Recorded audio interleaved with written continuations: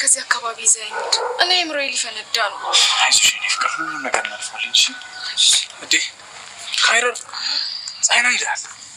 ዛሬ ደግሞ በዩኒፎርም ነው ጭወል ማፍታፍታ ሲክስ እንኳን መጣ። እንደውም በእናትህ አባቴን እንዳይደብረው ብቻውን እንዳይሆን እሺ። አብረው ደግሞ ምግብ ሰርቻለሁ አሙቅና ብሎ ውትድር ነው እንደምትጁ ምንድነው ስነበት ምናምን አብዛሽ አትመለሽም ምን በቃ ኖር ምን ያንተሳተ ሄድ ሻባይ መቻች እንዴት በቃ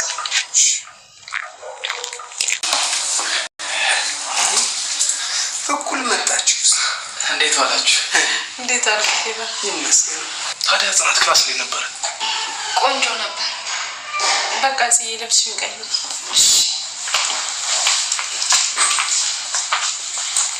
ሰርፕራይዝ ልጆች። አባዬ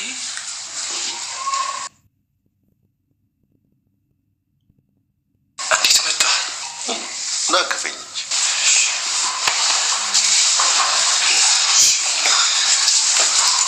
ናቸው። ኖር ተሾመ እባላለሁ። የኪሩ አባት ነኝ።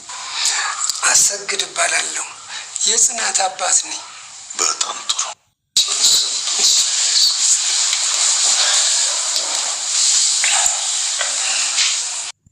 ሰላም የቻናሌ ቤተሰቦች እንዴት ናችሁ? ዛሬም በተለመደው በአዲስ ቪዲዮ መጥተናል ማለት ነው። በጣም የሚገርመው ነገር የኪራ አባት በጣም ሙድ የገባቸው ናቸው እና ጽናትዬ ደግሞ በጣም አባቷን መዋሸቷ በጣም ትልቅ ነገር ነው። እኔ አልተመቸኝም መዋሸቷ ማለት ነው።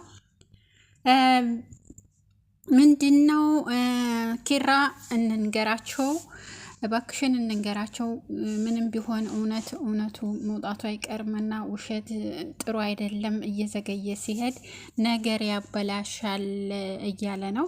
በእውነት ኪራን ሳላደንቀው አላልፈም ማለት ነው። ምንድነው አንዳንድ ወንዶች አንድን ሴት ካልወደዷት የውሸቱ ደጋፊ ይሆናሉ ማለት ነው። ግን እሱ ውሸቱን አልደገፈውም። ግዴታ መናገር አለብን። እንደውም አባቴና አባትሽ መገናኘታቸው በጣም አሪፍ ነው።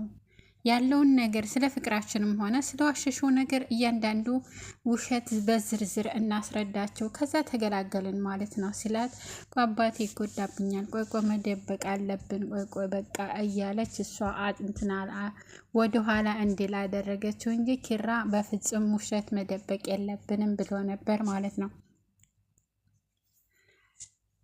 ይሄ ውሸት ግዴታ መውጣት አለበት ማለት መናገር አለባቸው። የሆነ በውሸቱ ላይ ሌላ ውሸት እየተጨመረ ነው የሚሄደው። ስለዚህ ውሸቱን የግድ ተጋፍጠው ያለውን ነገር ተናግረው ወይ የሱ ቤተሰቦች እንዴት ሰራተኛ ታገባለህ ሊሉ ይችላሉ።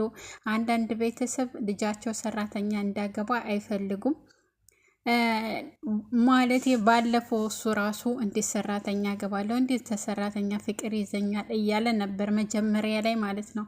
ከረስታችሁት እንደሆነ ነው እንጂ ወይንም አላያችሁት እንደሆነ እንጂ መጀመሪያ ላይ እንዴት ከሰራተኛ ፍቅር እኔ እንዲይዘኝ ኧረ በፍጹም እያለ ሲግደረደር ነበር። ግን አሁን በፍቅር ጠባለ ማለት ነው። እራሱ ነው ፍቅር ያዘ ብሎ እንግዲህ ፍቅሩን የገለጸላት ለጽ። ስለዚህ አሁንም የሆነ ነገር ከመፈጠሩ በፊት የሆነ ከባድ ነገር ከመንጣቱ በፊት ግዴታ መናገር አለባቸው ማለት ነው። እኔ መናገር አለባቸው ነው የምለው። ውሸት መደባበቅ ሌላ የባሰ ነገር ያመጣል ማለት ነው።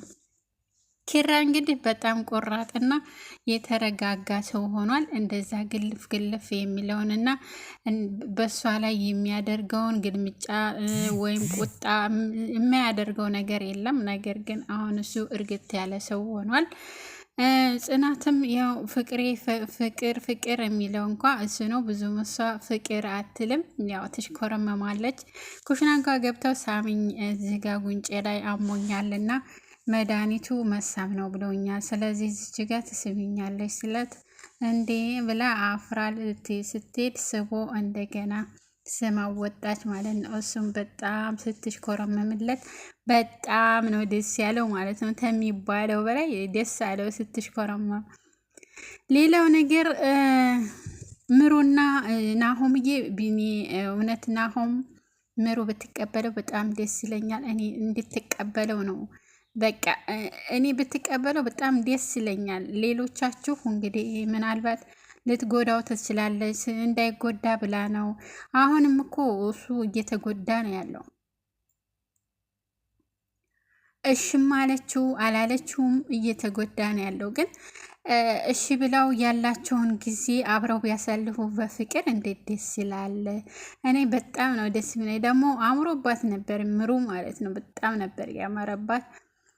እሱ ራሱ በጣም አምሮብሻል ምሩዬ፣ እኔ ፍቅር በቃ በጣም ነው የምወድሽ። እየተቃቀፉ አብረው እየተኙ እሷ ደግሞ ትሸሸዋለች፣ ተነስታ ትሸሻለች ማለት ነው። ግን እንደዚህ ባታደርግ በጣም ደስ ይለናል። አብረሽ ሁኚ ምሩ፣ አብረሽ ሁኚ ብያለውኝ። እንግዲህ ሁላችሁም አብራችሁ ሁኑ፣ ደስ ትላላችሁ። በቃ ፈጣሪ ያለው ጊዜ ይሆናልና አብራችሁ ሁኑ ብላችሁ ታታይ በኮመንት ብጽፉላቸው በጣም ደስ ይለኛል ማለት ነው። ደስ ይላችኋል እነሱም ራሱ ማለት ነው። እና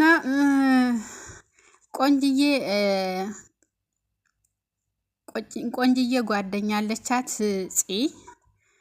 ሰኒ ማለት ነው። ሰኒ በጣም ቆንጅዬ ናት።